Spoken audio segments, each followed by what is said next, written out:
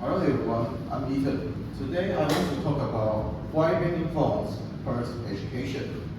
A lot of people think that phones distract students, but I believe phones can be very useful tools on our education.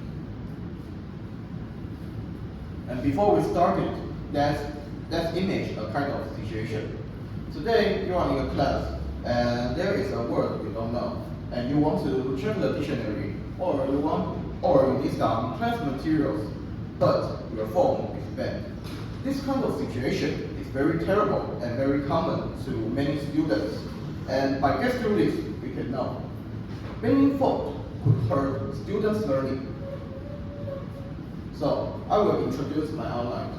The first one, I want to talk about the problem between the school and the students. And the second one, I want to share about the 3 reasons about why banning phones hurts education. And the last is my solution. And let's go on the first one, problem. A lot of schools treat the phone as a distraction. This is understandable. Many students use phone are not for learning, it's just for social media or playing video games. So many teachers want to ban it. This is also understandable, but they don't realize the real problem is misuse, are not the phone themselves. So today I prepared 3 reasons about why banning phone is very harmful for the students. Let's go on the first one.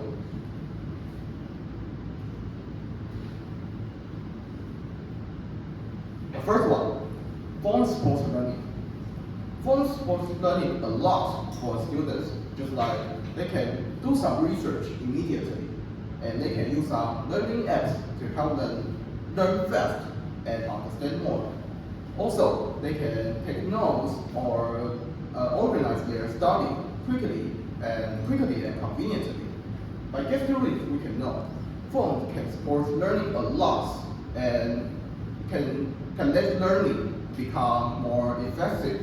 And also, we can know phone is not just used on the entertainment. It can also be very useful tool on the education.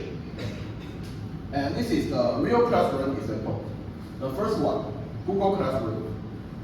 During the COVID-19, a lot of students use Google Classroom to take a class. Or nowadays, some principal will provide some online lessons and let students to learn on the phone. And this kind of situation in our modern life is very common. The second one, Quizlet. If today you want to memorize the word you learn, you can use Quizlet. Quizlet can improve your memorization by getting through the flashcard and practice. And the third one, calculator apps. If you have some math problem, and this kind of math problem is very easy but very complex, calculator apps can help you deal with this kind of problem very quickly and accurately.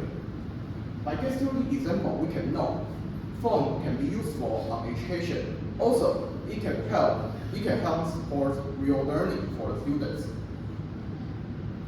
The second one, banning phone slow learning. A lot of students cannot get the information immediately, and then they will lose their access to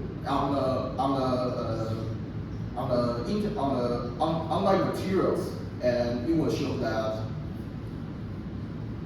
that learning can be less effective. Just like nowadays, our education is becoming more digital. A total phone ban will make it become much harder for students to adapt.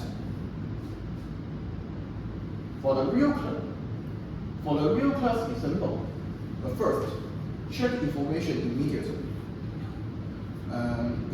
Today you are in class, and if you have a word or a concept you don't know, you can search for the internet and look it up very quickly. Without a phone, the learning will stop until the teacher is back. And the second one, make classroom text faster. Many students use Google Classroom to opening a worksheet or check class materials instantly. And without a phone, they can only wait for the paper copy or just share their computer. And the last one is solve problem efficiently. Just like what I say, in the math and science class, we can use calculator apps to help us deal with a lot of simple problems. Without the phone, we need to spend more time on the basic calculation. And by just doing the old example, we can know phone brings students a lot of advantage. And also, if the phones are bad, the students' learning will become slow. And the third one is banning phone reduce important skills. Nowadays, students need to learn digital skills, and also they will need to learn some independent learning skills, and they should learn responsibility. If school bans phones completely, the students will lose the chance to develop these type of skills. For example, first one, research skills. Without the phone, students cannot get the information quickly, and then they don't know how to get the answer in the faster way. The second one, digital skills. If the phones are banned, students will lose the chance to use this kind of apps like Google Classroom, and then they will become less familiar with the online lessons. And the third one is learning skills. Without a phone, students need to spend more time on studying or learning, and then they will lose the chance to learn how to study in a faster and a smarter way. By getting the old example, we can know phone brings students. Phone is very important in students' daily classroom, and also if we ban phones, students will lose this kind of skills. And many people will say, phones distract students a lot. Yes, it can be true. Phones may cause a lot of problems, but the real problem is misuse, and not the phones themselves. So, with some rules and teachers' guidance, we can let the phones become very useful tool on our daily classroom. And what is the solution? The solution is just guide it, don't ban it. School can set clear rules, and teacher can control when the phones can be used on the class.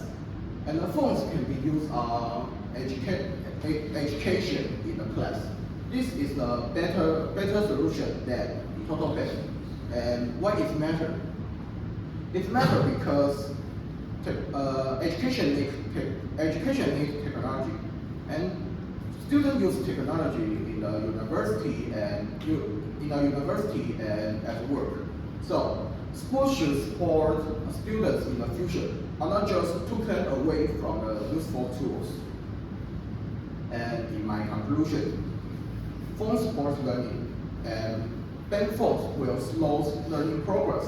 A total ban will reduce important skills. So I want to talk to all of the school. Just use the phone. Do not ban the phone. Thank you, everyone.